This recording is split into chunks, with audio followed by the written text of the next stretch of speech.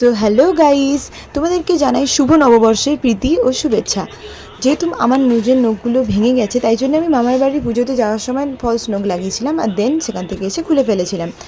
পুজোর ব্লগ তো আমি নিয়েছিলাম গাইস, কিন্তু তোমাদেরকে দেখাতে পারিনি কারণ ব্লগটা হয়ে গিয়েছিল ডিলিট। তারপর যেহেতু তোমরা জানো যে কি অনেক গরম পড়েছে, তাই মা আমাকে দিয়ে দিয়েছিল ডিটক্স ওয়াটার, আর আমার সাথে মাও খেয়ে নিয়েছিল ডিটক্স ওয়াটার। আর এটা খাওয়ার পর বোনের রিয়াকশানটা দেখো। দেন আমি রেডি হয়ে গিয়েছিলাম চানে যাওয়ার জন্যে, আর বোন এখানে তার বন্ধুর সাথে কথা বলছিল। আজকে আমাদের মেনুতে হয়েছিল মটন কষা আর রাইস। মটনের পিসগুলো গাইস খুবই দারুণ ছিল। তারপর আমি চান করে এসে দেখছি যে মা এখানে গোপালকে পুজো করছে।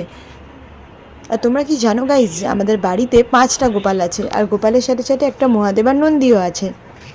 তারপর আমি চান করে বসে পড়েছিলাম লাঞ্চ করতে। মা আমাকে দিয়ে দিল হচ্ছে রাইস, স্যালাড আর মাটন, যেটা খেতে খুবই ভালো হয়েছিল। রান্নাগুলো সত্যিই খুব ভালো হয়েছিল, আমার তো খুব ভালো লেগেছে, আর আমি একটু বেশি খেয়ে নিয়েছিলাম। দেন তারপর বিকালবেলা রেডি হয়ে একটু বেরিয়ে পড়েছিলাম বাইরে যাওয়ার জন্যে। আর এই জুতোটা আমি অনেক আগে কিনেছিলাম, বাট পরা হয়নি, তাই ভাবলাম আজ পরে নিই। দেন তারপর চলে এলাম কদমতলায়, আর মা এখানে নিয়ে নিচ্ছিল সপ্তাহের মুদিখানাগুলো। দেন তার সাথে আলু পেঁয়াজও নিয়ে নিয়েছিল, আর বোন নিয়ে নিয়েছিল আমুলেরই চকলেট সিরাপটা, যেটা নিয়েও খুব খুশি হয়েছিল। আর তার সাথে নিয়ে নিয়েছিল মান্থ চকোফিলস, যেটা আমার একটা ওর একটা।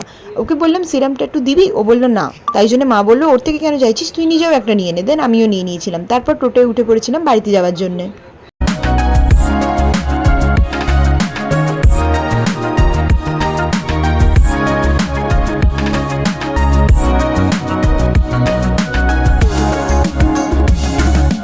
দেন আমি চলে এসেছিলাম বাড়িতে, আর আজ একটু তাড়াতাড়ি বাড়িতে আসার চেষ্টা করেছিলাম, কারণ আজকে হচ্ছে ভাই কেকেআরের ম্যাচ। আর আমি যখনই ব্লগ করি আমার বোন এরকমই করে, কিন্তু আমি ভাই বরাবরই কেকেআরের সাপোর্টার।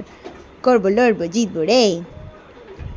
আমার তো ভাই কেকেআর হারুক জিতুক, কেকেআর কি সাপোর্ট করি। তোমরা অবশ্যই কমেন্ট বক্সে জানাও যে তোমরা কোন টিমের ফলোয়ার।